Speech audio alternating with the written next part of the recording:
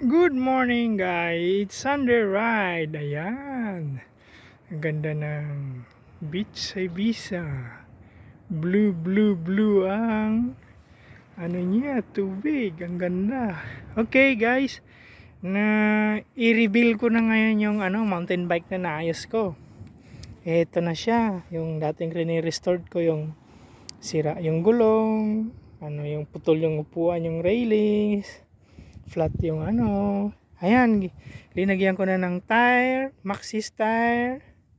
Ayan, linagyan ko ng tube kasi mas mas madaling palitan pag ayan, nabuo na siya mga loads. Ayan, nag test ride lang ako after how many months, more than 6 months to, kasi wala ako dito sa Ibiza.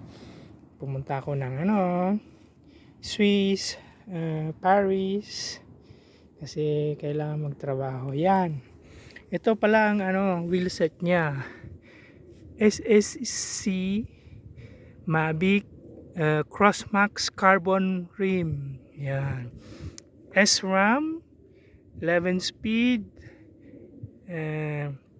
kinakalawang pa nga, tinesride ko ngayon. Ayan, tapos yung chain ring ko 32 lang. Ayan, tapos siya, lefty pala mga loads, lefty yan. Cannondale XTR, lefty siya. Tapos rin siya, XTR din ang niya, ang caliper, tsaka yung niya, rotor. Ayan so ginagamay ko pa lang to kasi ngayon lang ako nakapag ride ng lefty Cannondale.